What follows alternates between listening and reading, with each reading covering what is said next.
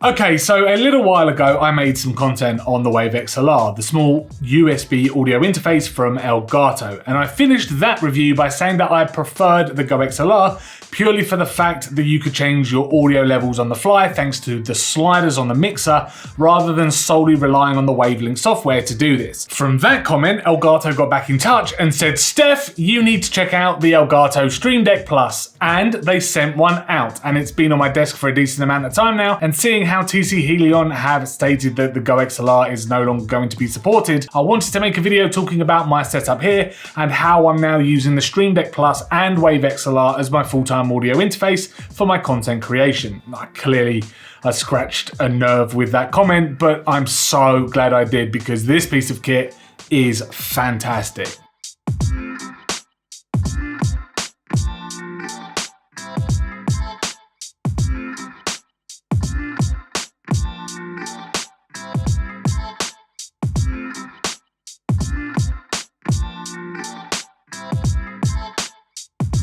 So let's talk about the Stream Deck Plus first. It follows suit of its older siblings, retaining the 8 physical LCD button screens that can be programmed to various functions on your desktop. The buttons are nice though, they do feel a little bit squishy when pressed. The standout feature over the other Stream Deck products though is the inclusion of 4 dials at the bottom and the touch bar, of which can be directly linked to your Wavelink software or used as independent dials. They do rotate in increments and have a satisfying click to them when rotating. Now this is what Elgato wanted to point out to me in this regard over the GoXLR. Now with the GoXLR, you can use virtual audio inputs on windows that can be assigned to the physical sliders on the mixer. Here with the Elgato Stream Deck Plus, you can use the Wavelink audio software to install multiple virtual audio inputs onto your desktop, assign them a slot inside the Wavelink software, and then tell the Stream Deck Plus which dial you would like to use for which audio input. Now, I know that was a bit of a mouthful, but in reality, it's actually a very simple process to just set everything up. Inside the Elgato software, you can pretty much find the exact same layout of your Stream Deck Plus, and from here you can find apps or functions on the right-hand side of the screen and drag them over to assign to individual buttons. Additional apps, by the way, can be downloaded from the Stream Deck App Store for things like YouTube, soundboards, Twitch, and there are just so many more on there. As you can see from my example, I've set up folders with custom images with my settings under each piece of software I use. So if I dive into my NVIDIA broadcast button, for example, you can see functions for starting a recording, capturing a highlight, turning on my webcam, and more. Across the center screen, you can find 4 additional functions that can be matched with the Wavelink software, so you can manually control your individual audio sources on the fly, all without having to Alt-Tab out of your game and change within the software itself, which is, by the way, very advantageous if, say, one of your teammates is kicking off and raging. You can just turn your Discord source down on the fly, or if you really wanted to go into a little more depth, you can assign individual users inside of Discord and manually adjust their volumes on the fly using the dials. Now again, setting these up is extremely easy. Just drag and drop the function you would like on the dial from the right hand side. Now in this case, I would like my Discord audio on dial 2. The input drop down that appears on the dial settings directly correlates to those inputs you have set up in the Wavelink software.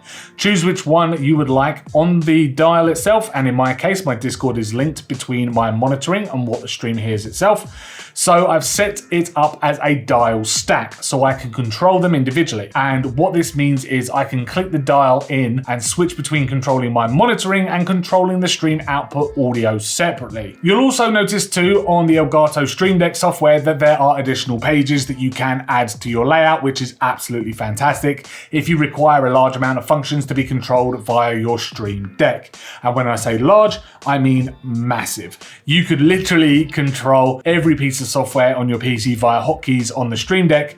And okay, I know that might be a bit of an exaggeration slightly, but there is literally tons of things that you can do with this thing. Look, the level of customization here on the Stream Deck Plus is just unprecedented. And there are so many ways that this gear can be used. It's not just for live streamers. If you have favorite macros set up in Photoshop or Premiere Pro, for example, you can stick them in there and then add custom images or text to the buttons so you can recognize them at a glance. If you want to start your favorite audio track, you can with the press of a button. If you want to open a web browser and go to a specific page straight away, say some kind of news website or social media platform or the TechNuovo YouTube channel, you can even set that up as a hotkey. On my Stream Deck Plus, for example, I have a button set up which will open Twitter and open the tweet composition screen. So all I have to do is click my tweet button on my Stream Deck Plus and there is a tweet composition window open ready for me to tweet something. Now the Stream Deck Plus is just such a fantastic piece of gear that I for one absolutely love. It's got a stand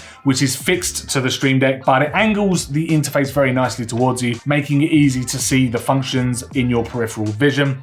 All it requires too is a single USB cable running to your desktop. And as I said at the start of this review or this video, I'm also running the GoXLR 2 for my microphone, and that also requires a USB cable to my desktop as well. I don't use any of the controls on my GoXLR anymore. I do everything on my Stream Deck Plus, which does raise another question for Elgato to think about. What if the Stream Deck Plus could also act as some kind of audio interface and had its own physical inputs on there, like an XLR for a microphone and a 3.5mm aux input on there for audio?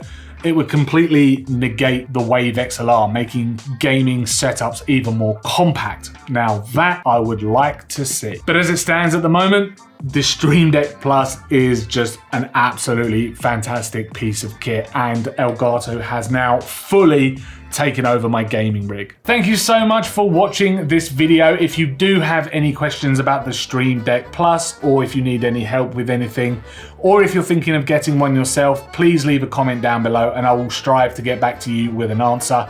If you did enjoy this video, a like would be super appreciated, and if you want to see more from us at TechNuovo, make sure to subscribe to the channel. Thanks everyone for watching, and I'll see you in the next video.